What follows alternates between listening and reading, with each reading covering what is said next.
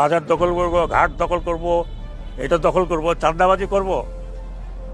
কিছুদিন করেন, কিছুদিন করে। আগামী ৪১ ঘন্টার মধ্যে এই যে দুইজনকে এখনো ধরা হয় নাই, তারা বৈষম্য বিরোধী ছাত্র আন্দোলনের কমিটিতে পাওয়া গেছে। নব্যগঠিত দলের কুকর্ম একের পর এক জনগণের সামনে আসছে। যারা বলেছিলেন চাঁদাবাজি সিন্ডিকেট মুক্ত বাংলাদেশ চাই, যারা একসময় আন্দোলনের সামনের সারিতে ছিলেন, তারা আজ লুটপাট আর চাঁদাবাজি করে ছাত্রদের ব্যানারে গড়ে তুলেছে নতুন দল, হয়েছেন কোটি কোটি টাকার মালিক। অথচ তারা একসময় দোকান বাকি দিতে হিমশিম খেত।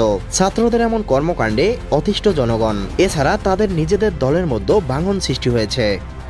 এনসিপির ভাইয়েরা মনে রাখো, শত শত জুলাইয়ের রক্তের মধ্য দিয়া নেতা হইছো তোমরা।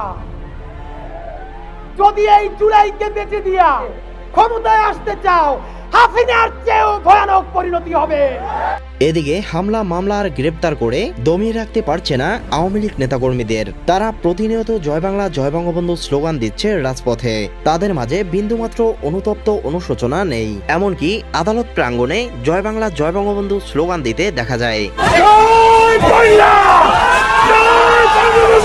এদিকে আওয়ামী লীগ নেতাকর্মীদের এমন সাহসিকতা দেখে অবাক হয়েছেন অনেকেই। কেউ বলছে শীঘ্রই আওয়ামী লীগ ফিরবে ভয়ঙ্কর রূপে। আওয়ামী লীগ নিষিদ্ধ করা বা দমিয়ে রাখা কারো পক্ষে সম্ভব না। মানে এই সরকারের মেরুদণ্ড এতই দুর্বল যে বলবে যেটা কেন করব সে বলার ক্ষমতা এদের নাই।